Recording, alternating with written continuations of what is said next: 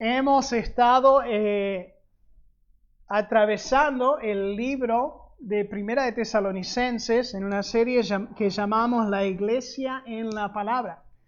Y vamos a seguir allí. Terminamos, de hecho, la primera epístola de Primera de Tesalonicenses.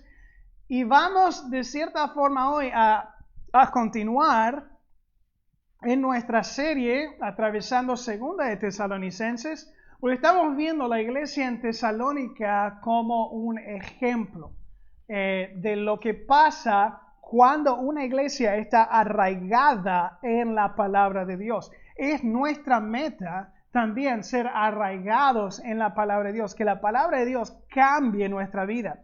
Vemos que, de hecho, lo vimos en nuestro estudio en el miércoles, que el cambio en nuestras vidas es el Espíritu Santo. Si eres hijo de Dios, tienes el Espíritu Santo morando dentro tuyo, usando la palabra de Dios que ingieres en tu vida de otras formas, y eso te va cambiando poco a poco. Pero lo que produce ser una iglesia en la palabra son cristianos, son seguidores de Jesús que producen fruto. Ahora, en el fondo de nuestra casa tuvimos un árbol, un durazno, pero según los dueños de la casa, ese durazno nunca había dado fruto. De hecho, no era un árbol grande. Ahora los duraznos no son tan grandes igual, pero este era, quizás si tuvo mi altura, no había muchas hojas, habían ramas que estaban podridas y no daba fruto. Y de hecho nos dimos cuenta por qué. Mis hijos estaban jugando atrás y uno de ellos se inclinó se inclinó sobre, fuiste vos, Lucas, se inclinó sobre el árbol y escuchó crack. Se había roto abajo y lo tiraron así nomás y se dieron cuenta, había un hormiguero en la base de el árbol, lo cual lo debilitó. El tema es, ese árbol nunca creció como debía, por tanto, algo pequeño como un hormiguero lo dañó irreparablemente. Esa falta de crecimiento hizo que no diera fruto, que parte de su vida, de sus ramas estuvieran podridas. Y llegó a ser un árbol inútil, no sirvió para nada. Quizás si sirve algo es para darle un sabor ahumado dulce al pollo en la parrilla, pero para nada más sirve. Saben, el discípulo de Jesús debe ser fructífero. Juan 15, 5 y 8, lo dice así. No creo que lo puse en la presentación, perdón. Pero Juan 15, se los leo, es Jesús hablando acerca de lo que deben ser sus discípulos. Y en el versículo 5 dice, yo soy la vid, vosotros los pámparos o las ramas que se extienden de la vid. El que permanece en mí y yo en él, este lleva mucho fruto. Entonces, uno de los señales de ser discípulo de Jesús es que llevamos fruto, porque separado de mí nada puede hacer. En versículo 8 dice, en esto es glorificado mi Padre, en que llevéis mucho fruto y seáis así mis discípulos. Glorificamos al Padre cuando llevamos fruto. Entonces hemos visto la iglesia en Tesalónica, los diferentes aspectos de su fe, desde su fundamento, la fraternidad que produce, el fervor que ellos tienen en su fe, el enfoque de su fe, el futuro de lo que traerá su fe y cómo se forma su fe. Y hoy vamos a ver el fruto de su fe. La iglesia en la palabra, el fruto de su fe. Pueden ir a 2 de Tesalonicenses 1. Y de hecho pongan un dedo en 1 de Tesalonicenses 1 también. Cada creyente puede impactar su mundo para Dios al perseguir 3 resultados, 3 frutos de la obra de Dios en la vida que encontramos en este pasaje. Vamos a leer del versículo 1 al 4. Dice así: Pablo, Silvano y Timoteo a la iglesia de los tesalonicenses en Dios nuestro Padre y en el Señor Jesucristo. Gracia y paz a vosotros, de Dios nuestro Padre y del Señor Jesucristo. Debemos siempre dar gracias a Dios por vosotros, hermanos, como es digno, por cuanto vuestra fe va creciendo, y el amor de todos y cada uno de vosotros abunda para con los demás.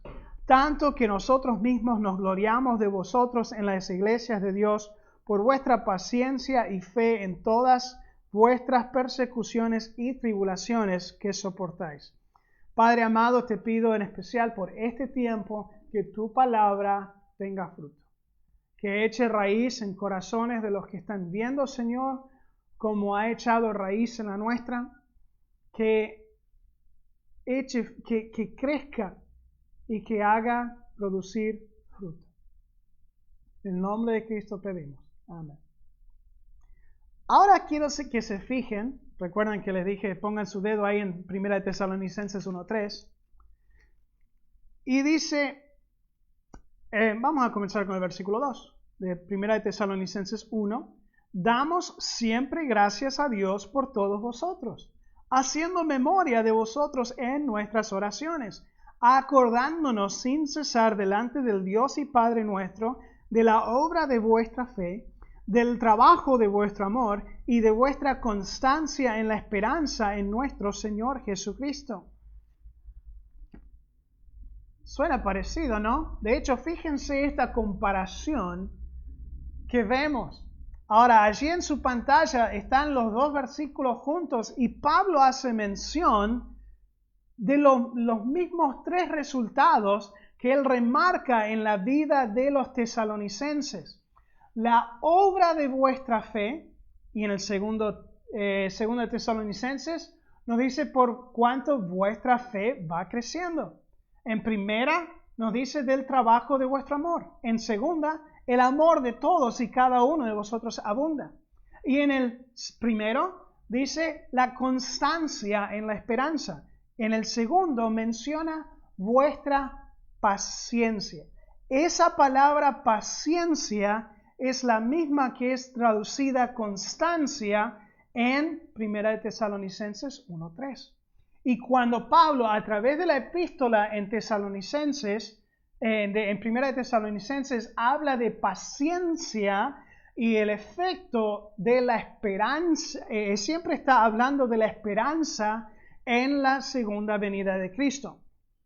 Ahora, les muestro aquí mi Biblia. Me puse a resaltar un poco, quizás no lo ven tanto, pero está subrayado y de hecho tiene varios colores, pero en especial, como vieron en la pantalla, subrayé fe con azul, amor con rojo, esperanza con verde.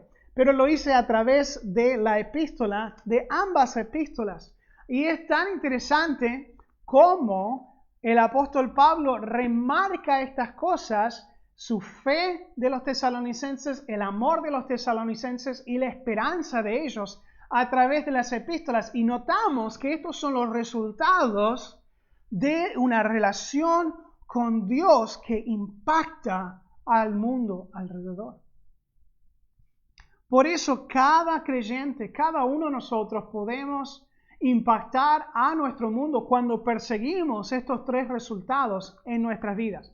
Entonces, como digamos un vistazo para atrás a 1 Tesalonicenses, vamos a ver estos, pero también vamos a hacer un vistazo para adelante a 2 Tesalonicenses, a ver cómo Pablo resalta y las características de cada uno de estos frutos.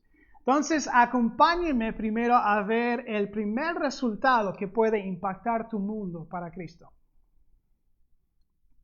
Primero vemos que resalta una fe que obra. Ahora, cuando miramos a través de Primera y Segunda Tesalonicenses, notamos algunas cosas en cuanto a esta fe que obra.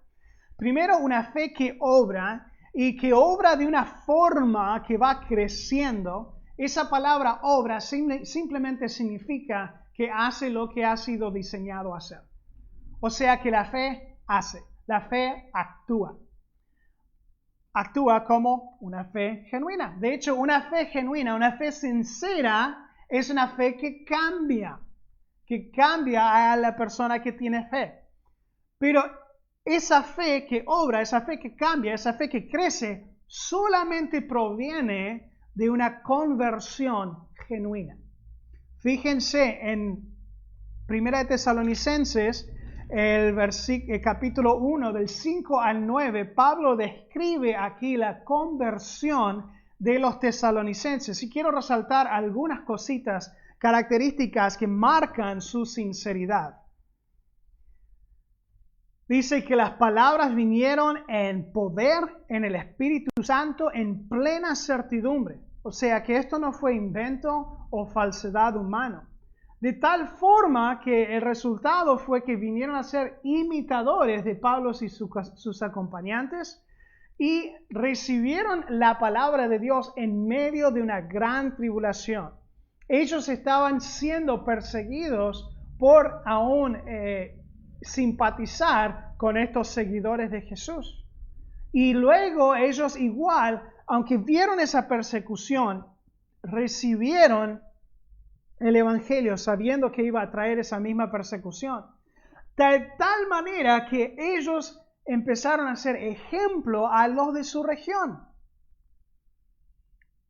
De hecho, no solo allí en Tesalónica, sino en la provincia de Macedonia y la provincia de Acaya, eran las regiones alrededor. Que vuestra fe en Dios sea extendida. Ellos compartieron su fe.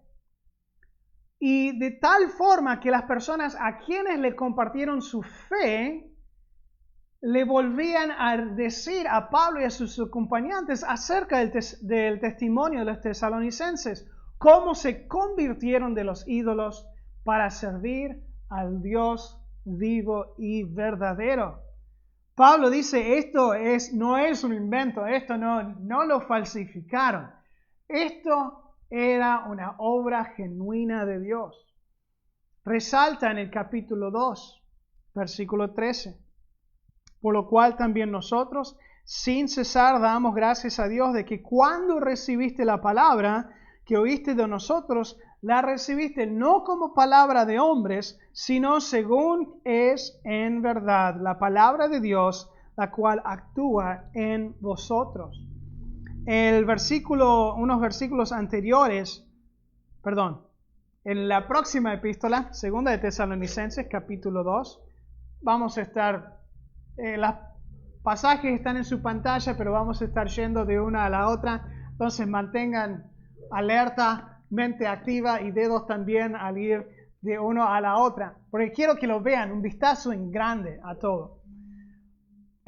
En segunda de Tesalonicenses menciona que hay personas que por el engaño de iniquidad se pierden por cuanto no recibieron la verdad para ser salvos, a diferencia de los cristianos en Tesalónica.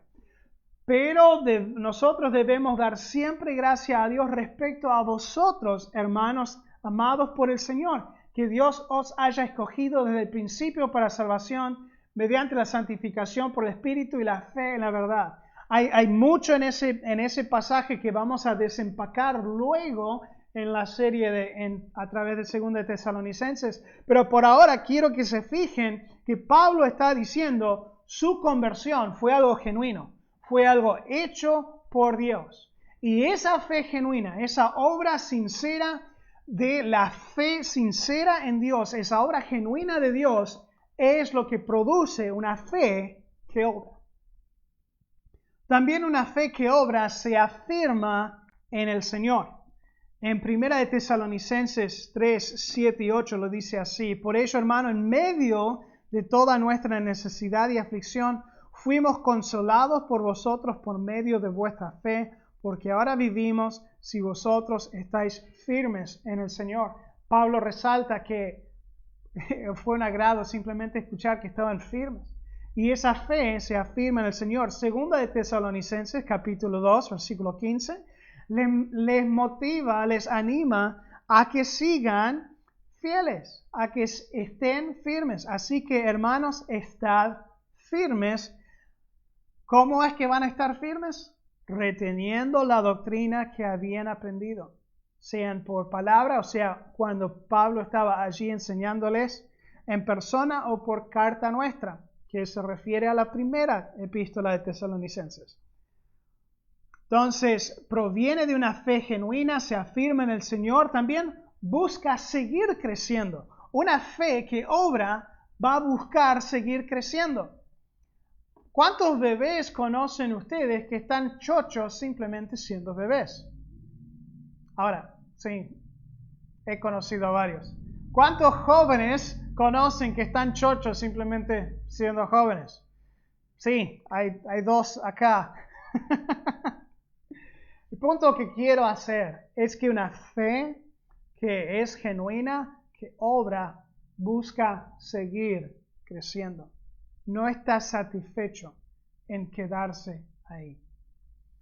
En 1 Tesalonicenses 3:10 dice, orando noche y de día con gran insistencia para que veamos vuestro rostro y completemos lo que le falta a vuestra fe.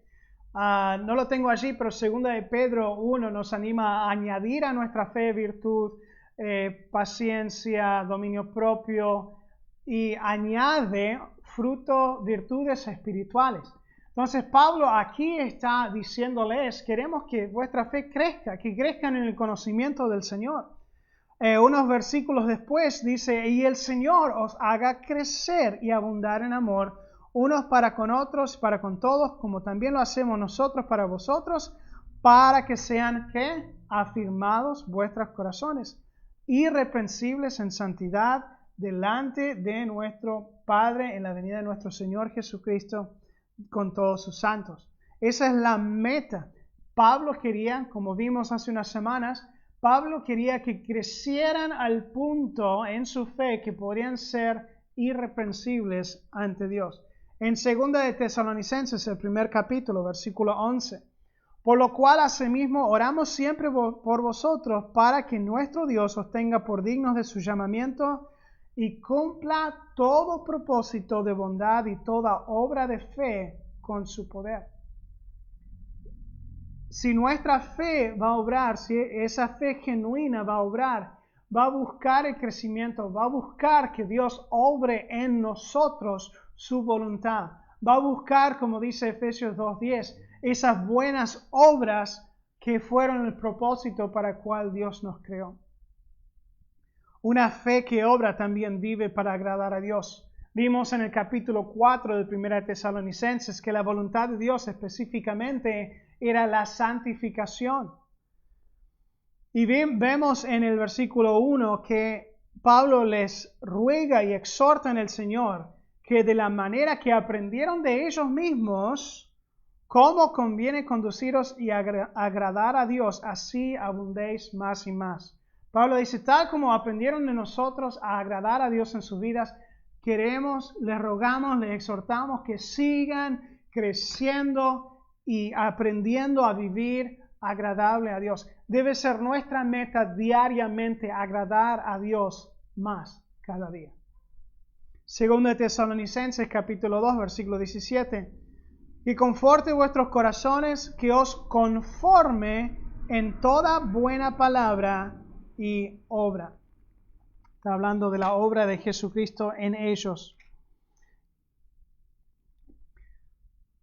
Entonces, esa fe genuina va a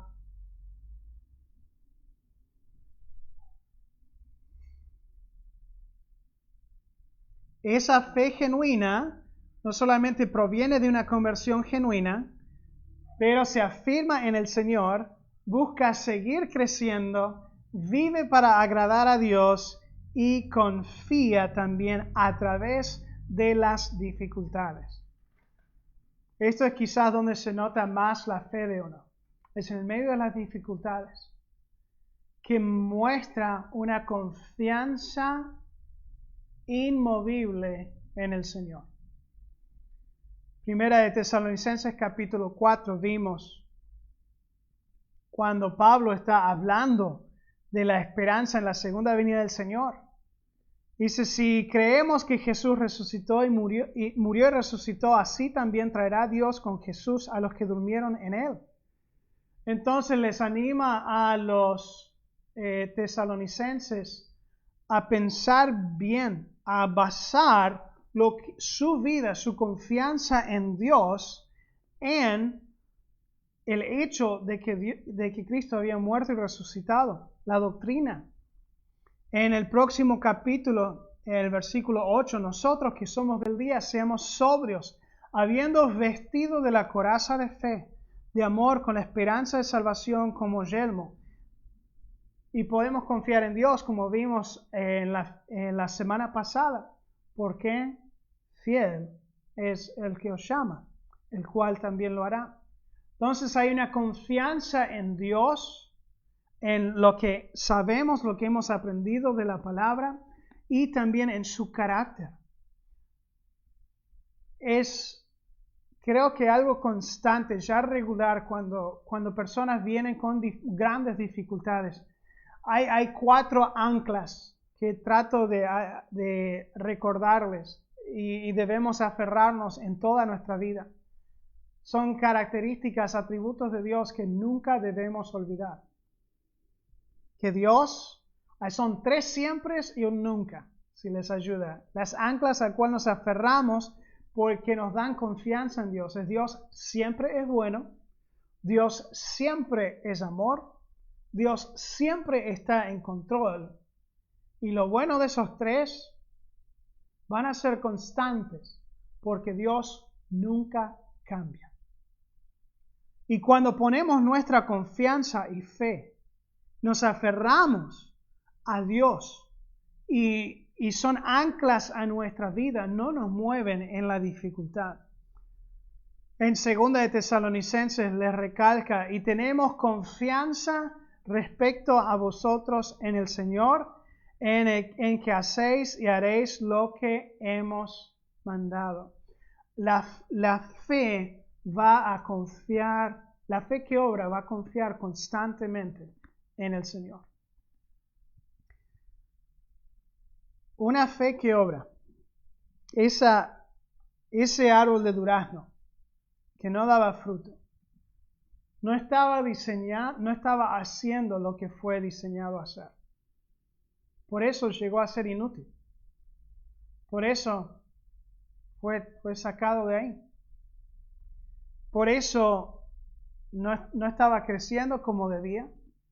Por eso algo como un hormiguero en la base fue algo fatal. Por eso no daba fruto. Por eso sus ramas estaban podridas. Y en nuestras vidas, cuando nuestra base no está en la palabra de Dios, no tenemos una fe genuina, no hay esperanza de crecer porque no hay nada que crezca. Quizás estás viendo esto ahora y nunca has recibido a Cristo como tu Salvador personal. Pero piensas que tu vida puede cambiar. Y puede ser que hagas intentos que sean de beneficio, pero son algo temporal, porque no tienen la constancia de crecimiento y cambio que hace la fe sincera y la obra en la palabra de Dios. Te invito a reconocer que por tus propios medios y fuerzas y todo el empeño que pongas, te invito a reconocer que eso no basta. Porque somos seres caídos, naturalmente somos pecadores. Aún nuestros mejores intentos, Isaías nos dice que son como trapos de inmundicia para Dios. Porque no llegan ni a estar en la misma escala que Dios. Es tan santo y puro que ni nuestros mejores intentos son suficientes. Pero Cristo, Dios hecho hombre, lo ha hecho. Su obra completa fue esa vida perfecta, muerte que sustituye en nuestro lugar por nuestros pecados, pagando la redención, el perdón de nuestros pecados, cubriéndolos, pudiendo ofrecer eso, hacer disponible a todo aquel que cree, o sea, todo aquel que confía plenamente y únicamente en la obra de Cristo en la cruz para salvarla. Y cuando aceptamos eso por fe, Juan 1:12 nos dice que llegamos a ser hijos de Dios.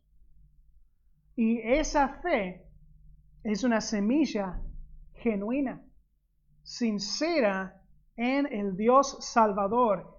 Y ahí el Espíritu Santo viene y mora en ti y empieza a hacer cambios en tu vida, a acomodar las cosas a su voluntad para tu bienestar espiritual y tu beneficio para la gloria de Dios, para que cumplas el propósito por lo que Dios te creó. Pero si quieres cambiar, si quieres crecer, tiene que comenzar ahí. Cristiano, si estás viendo esto y, bueno, ¿sabes qué? Sí, soy hijo de Dios, sí, acepté a Cristo como mi Salvador, sí, sé que voy a ir al cielo cuando muera, sé que mis pecados están perdonados, pero quedaste ahí. Espiritualmente sos un enanito, un bebé, no has crecido. Te exhorto en el nombre de Jesucristo que persigas crecer, que seas diligente y que pongas un poco de esfuerzo en abrir la Biblia, leer y crecer en el conocimiento de Jesucristo, no solamente un conocimiento intelectual, pero pasar tiempo con Dios en su palabra y mediante la oración, escuchando la enseñanza de su palabra, estando alrededor de otros que te animan a caminar con el Señor, obedeciendo al Señor, y vas a empezar a crecer.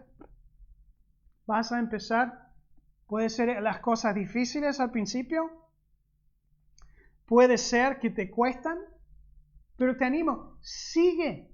A todo bebé le costó caminar al principio, pero ahora nosotros caminamos y ni lo pensamos. ¿Por qué? Crecimos. Y es lo mismo con un creyente que va creciendo, que Dios va obrando en su vida. Las cosas que antes nos parecían difíciles, como levantarnos a la mañana tempranito y dedicar un poco de tiempo a la palabra de Dios, para algunos ya es un hábito normal. Entonces se sienten diferentes si no lo pueden hacer por alguna razón. O la oración. ¿Cómo hago esto? Uno aprende, uno va creciendo. Y Dios les va desafiando en otras áreas de la vida donde necesitan crecer aún más y en lidiar con nuestra propia pecaminosidad. ¿Tu fe está obrando? ¿Tu fe está creciendo? Espero que sí. Bueno, el segundo resultado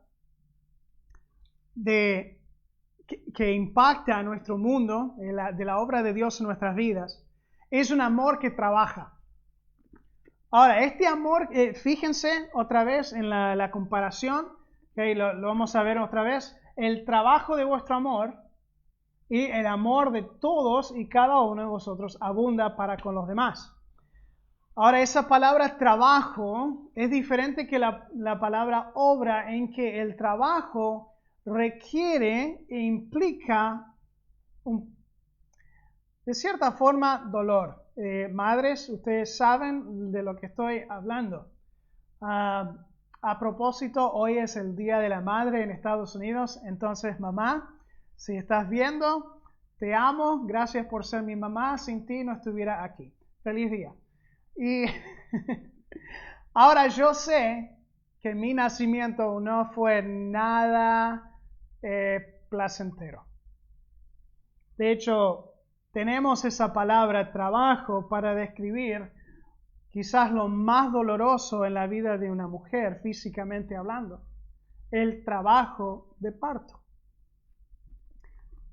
Y esa es la palabra que describe cómo actúa el amor. Trabaja. O sea, pone empeño aun cuando implica dolor y sacrificio por el bien, el amor que tiene para lo que está haciendo. ¿Cómo es este amor que trabaja? Primeramente, reciproca el amor de Dios, o sea que refleja y devuelve, responde el amor de Dios y lo refleja a otras personas. Vimos ahí en el versículo 9 de 1 de Tesalonicenses 1 que el testimonio de otros cristianos acerca de los tesalonicenses involucraba cómo les recibieron, dieron la bienvenida a Pablo y a sus acompañantes. Era una expresión de su amor hacia ellos. Entonces, a través de la epístola, cuando vemos a Pablo hablando de ser recibidos en Tesalónica, es una expresión del amor de los tesalonicenses a ellos. En capítulo 2 de 1 de Tesalonicenses, Pablo dice: tan grande es nuestro afecto por nosotros que hubiéramos querido entregaros no solo el Evangelio de Dios, sino también nuestras propias vidas, porque habéis llegado a sernos muy queridos. Él expresa un afecto profundo por ellos. En la segunda epístola, capítulo 2, dice: debemos dar siempre gracias a Dios con respecto a vosotros, hermanos amados por el Señor. ¿Sí? Entonces él reconoce, ellos han sido amados por el Señor. El versículo 16, unos versículos después, dice: el mismo Jesucristo, Señor nuestro y Dios nuestro Padre, el cual nos amó y nos dio la consolación y eterna y buena esperanza por gracia.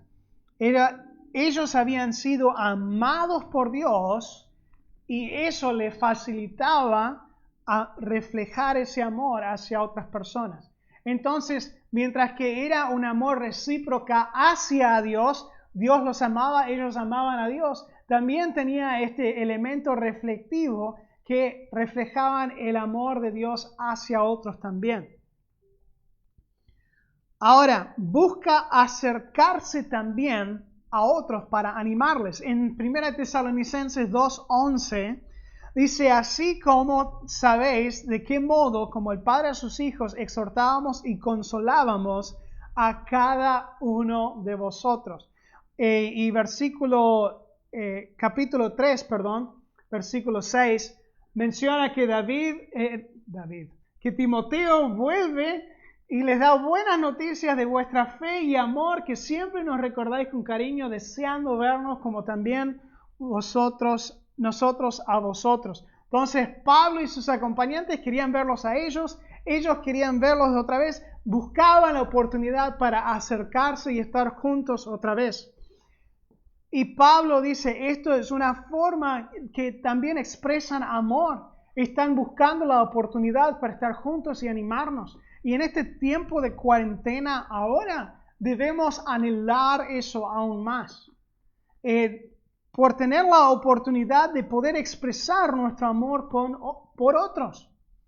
En el capítulo 5 vimos también cómo es que tenemos que tener un poco de sabiduría en cómo amar, expresar este amor en animar a otros.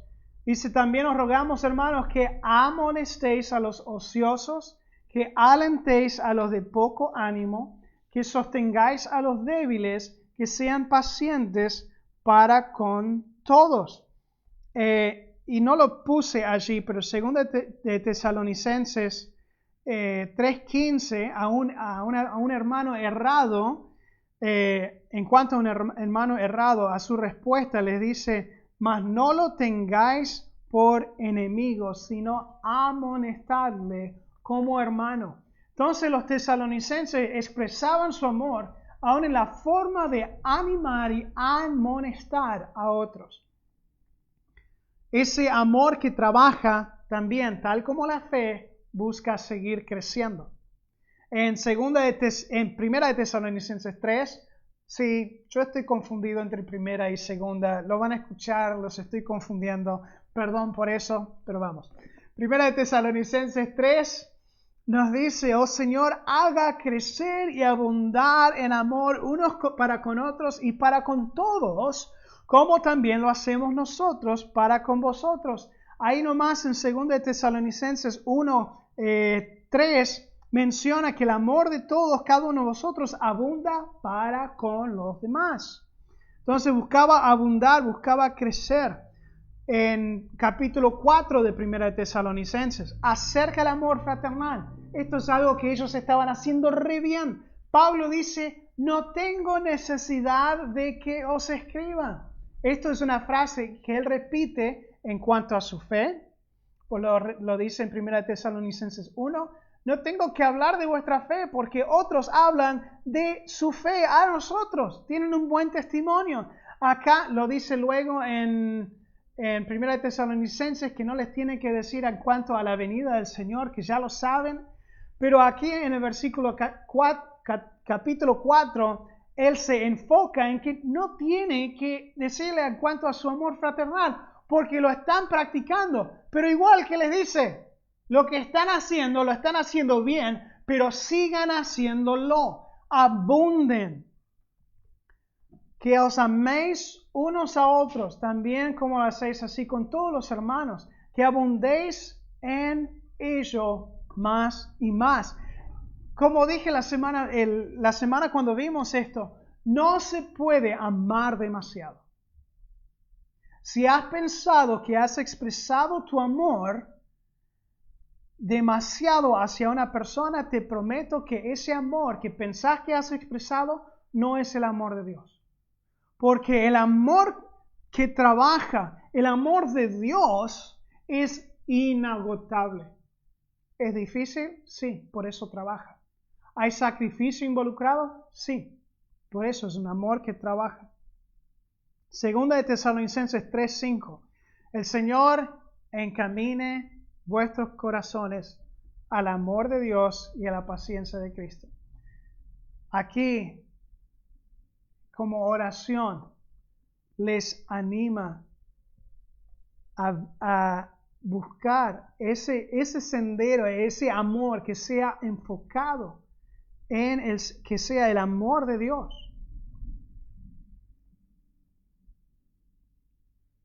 Se ocupa también, este amor que trabaja, se ocupa en no ser carga a otros.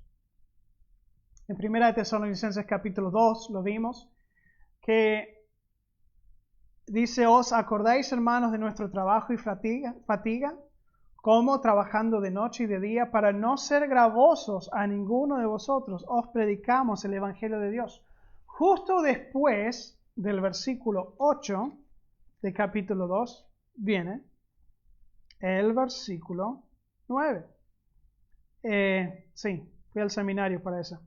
Versículo 8 dice, tan grande es nuestro afecto por vosotros, que hubiéramos querido entregaros no solo el Evangelio, sino nuestras propias vidas, porque habéis llegado a sernos muy queridos. Y de ahí él menciona, como una expresión de su amor, trataron de no serle carga, sino se ocuparon en sus propias cosas. Ellos trabajaron haciendo carpas para no serle una carga a los tesalonicenses. Y luego en el capítulo 4, cuando él habla de que no tiene necesidad de hablarles acerca del amor fraternal, porque lo están haciendo bien, no hace falta hablarlo, pero que amen unos a otros.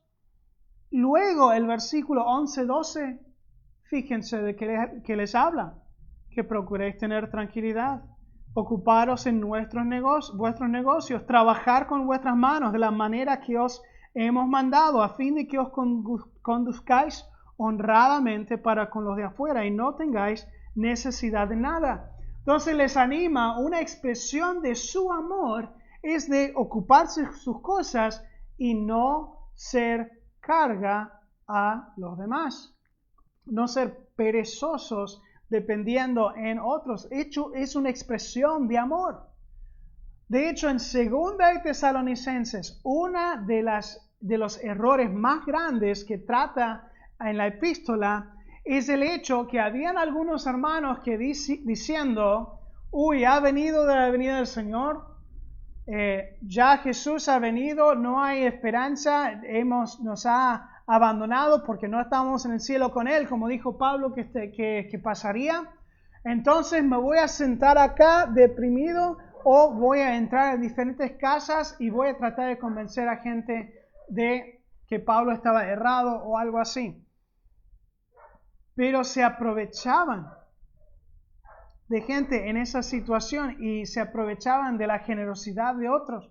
Segunda de los Tesalonicenses 3, no vamos a leerlo todo porque vamos a verlo más profundamente cuando llegamos allí, pero menciona que hay hermanos que andan desordenadamente y les recuerda que cuando ellos estuvieron con ellos no anduvieron desordenadamente ni comimos de balde el pan de nadie, sino que trabajamos.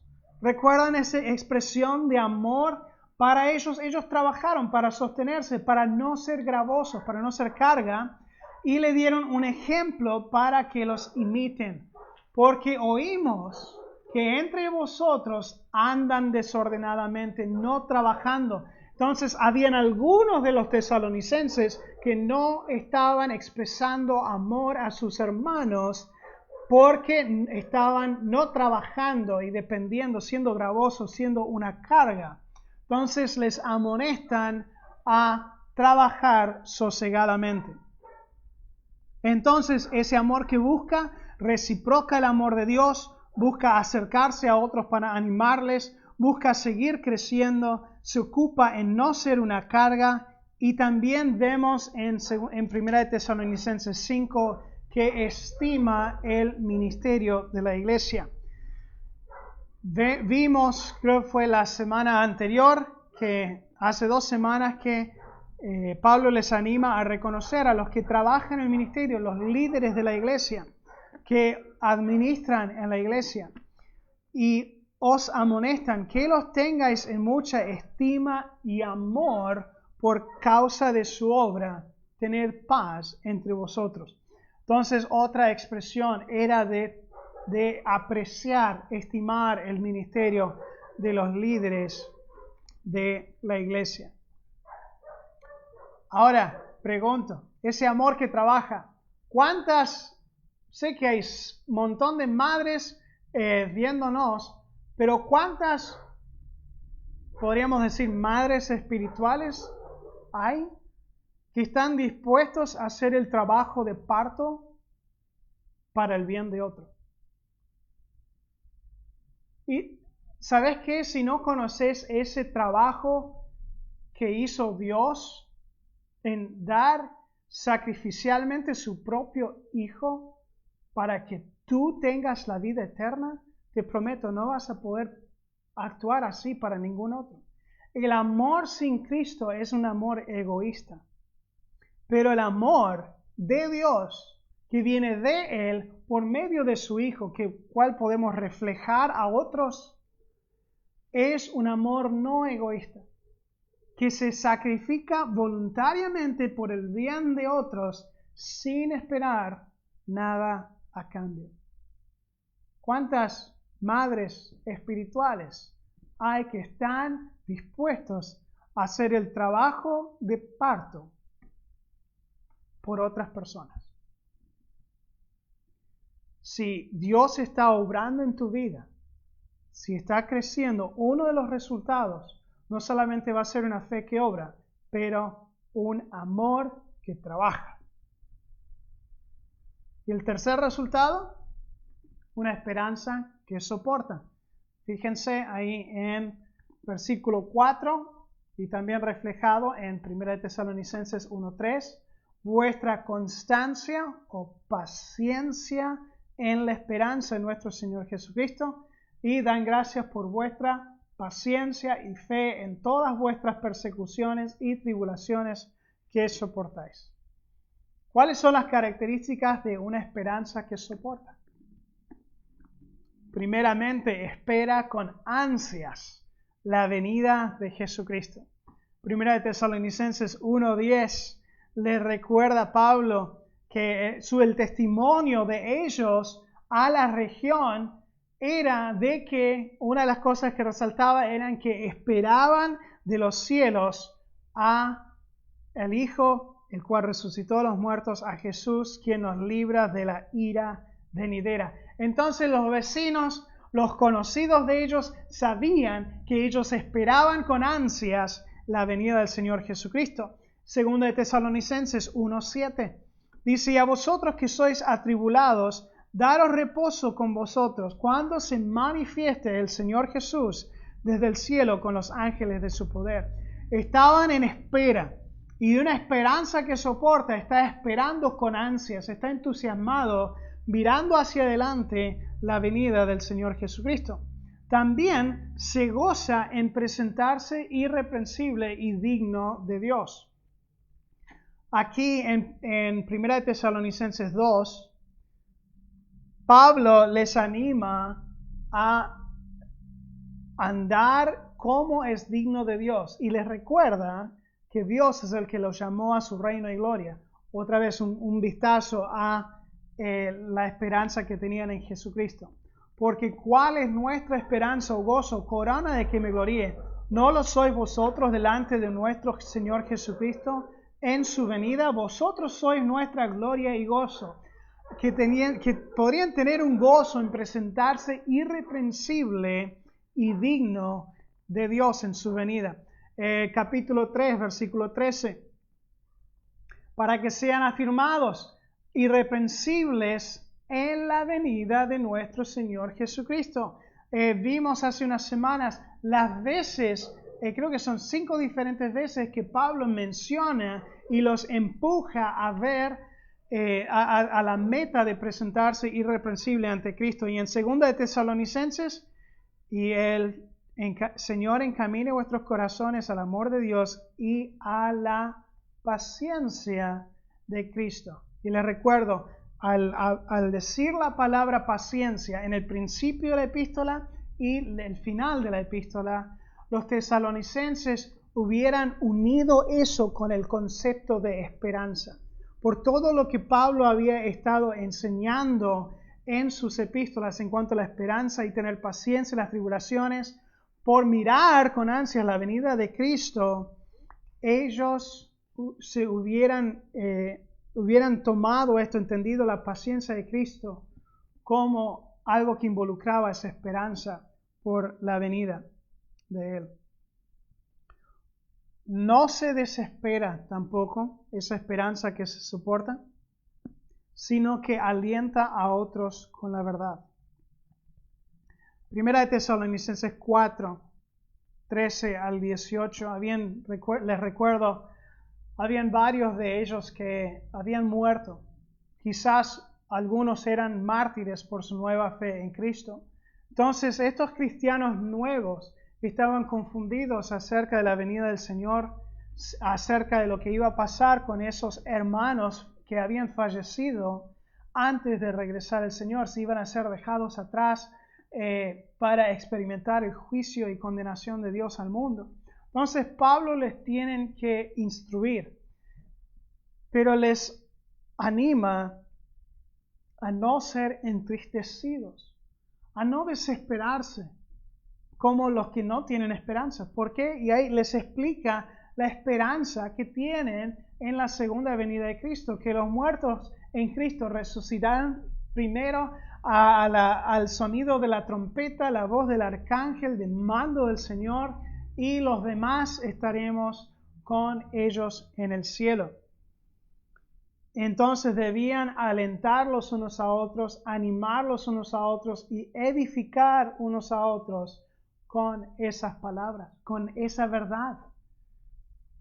Y segunda de Tesalonicenses, él toma amplio lugar que también vamos a ver hablando de la segunda venida de Cristo y algunos detalles más que se relacionan con eso. Pero en el versículo 2 dice respecto a la 1 y 2 dice respecto a la venida de nuestro Señor Jesucristo, nuestra reunión con Él, rogamos, hermanos, que no os dejéis mover fácilmente de vuestro modo de pensar, ni os conturbéis.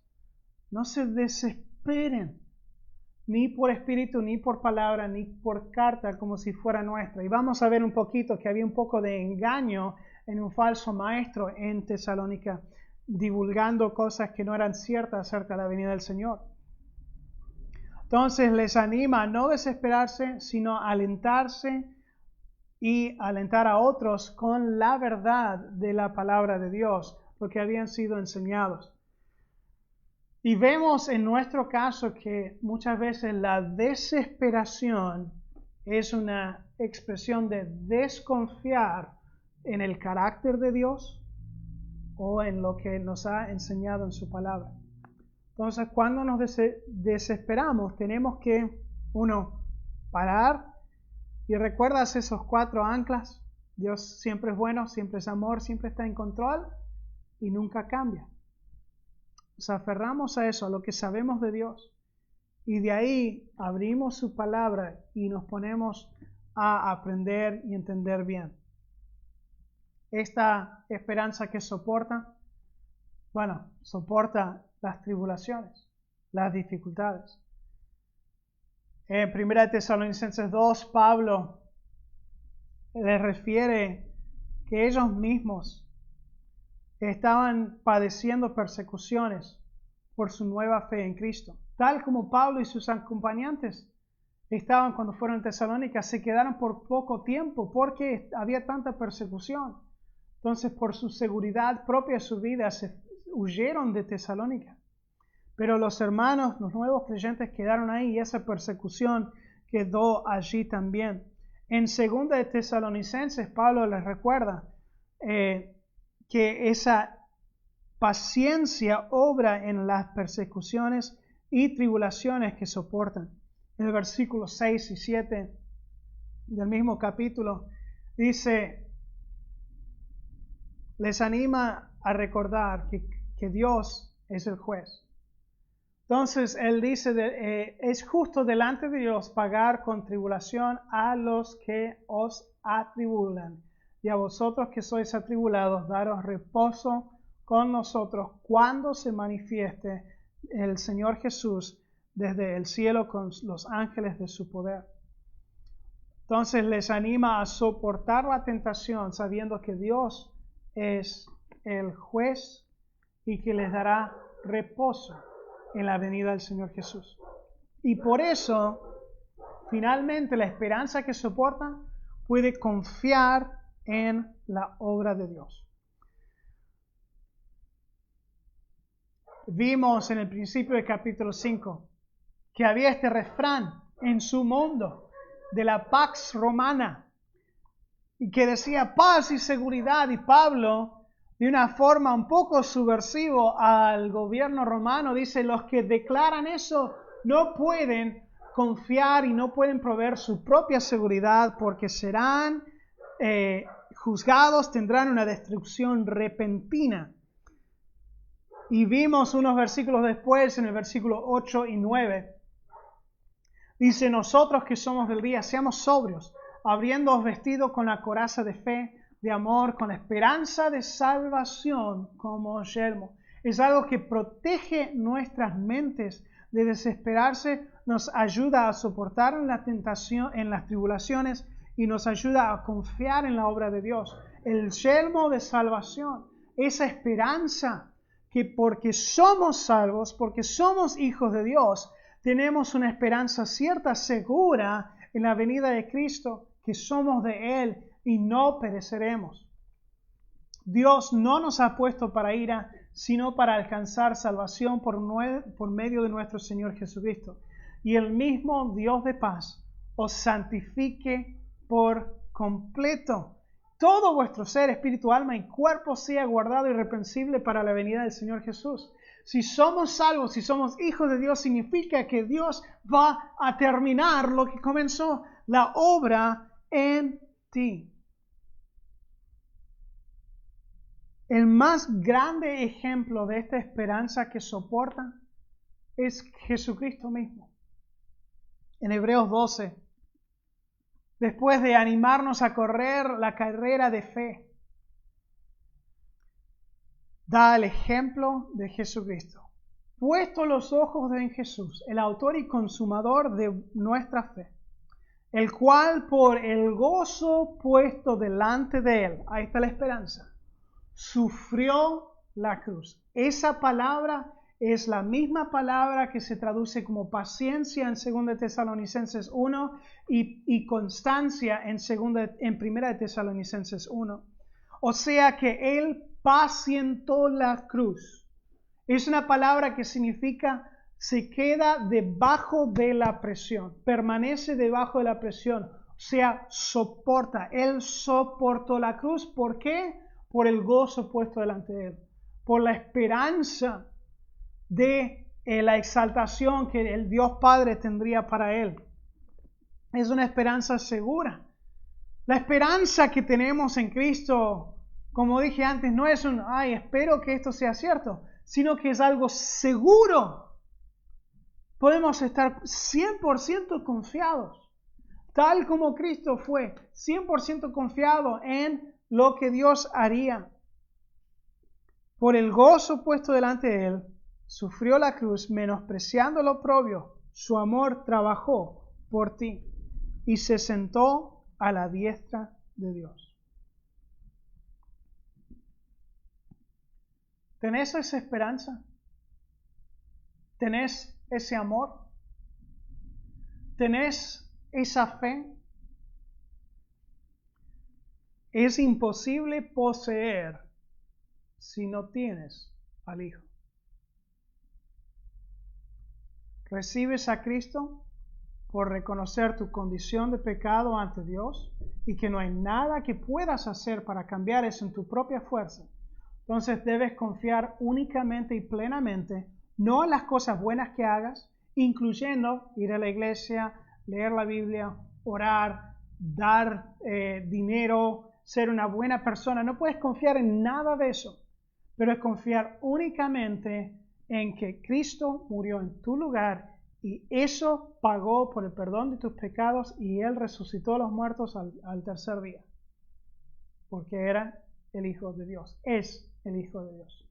Y si crees, aceptas, o sea, lo apropias para ti mismo. O sea, no es que solamente Cristo murió en la cruz por los pecados del mundo, sino Él murió por los tuyos. Esa era tu cruz. Era tu vida que no podías vivir perfectamente ante Dios, que Cristo mismo vivió por ti. Fue esa cruz, tu cruz, que Él murió por ti. Fue resucitado al tercer día, tal como Él puede resucitar a ti, muerto en pecado, y dándote nueva vida, para darte a ti un hogar celestial, una morada eterna con Él en el cielo, y una vida abundante aquí en la tierra.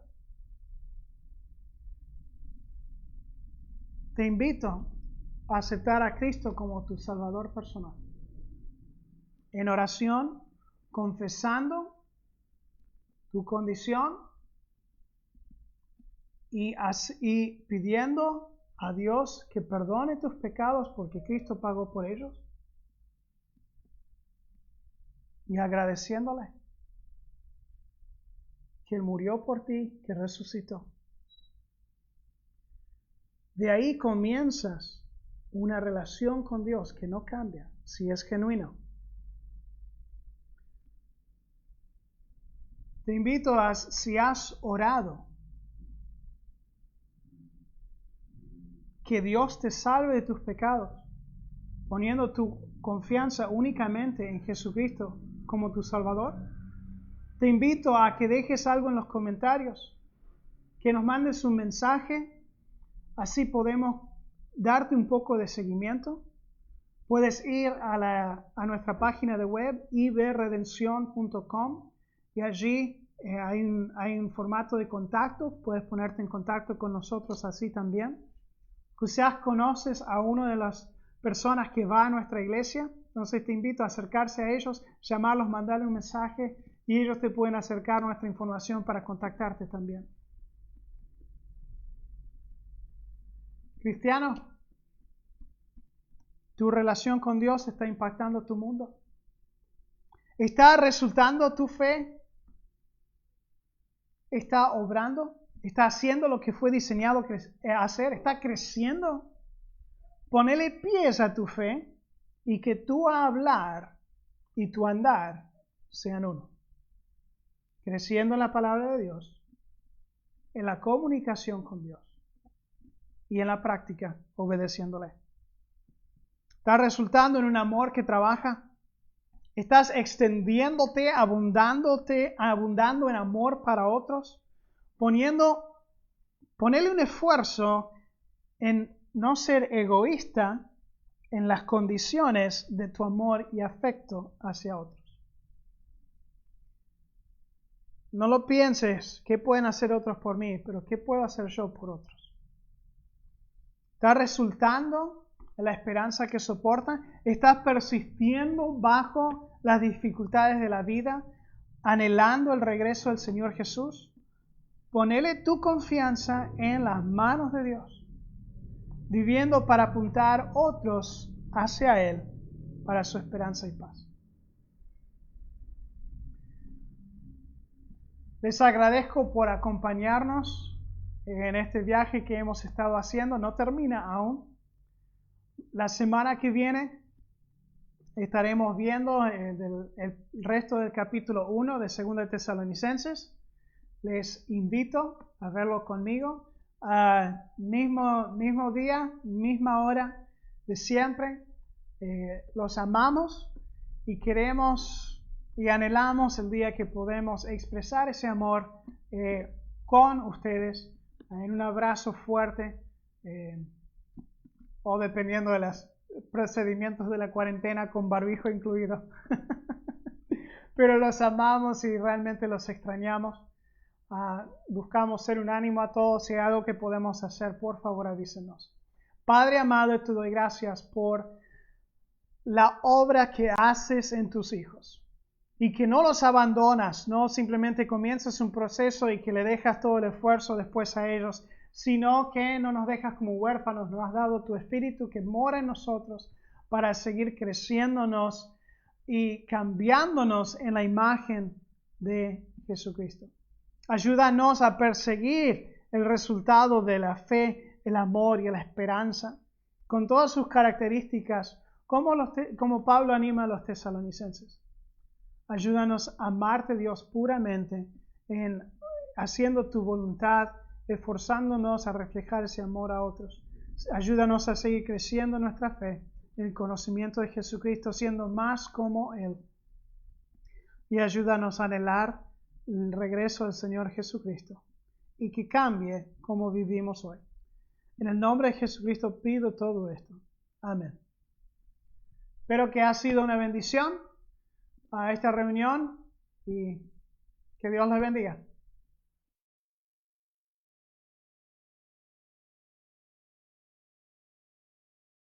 Stop the transmission. Don't stop.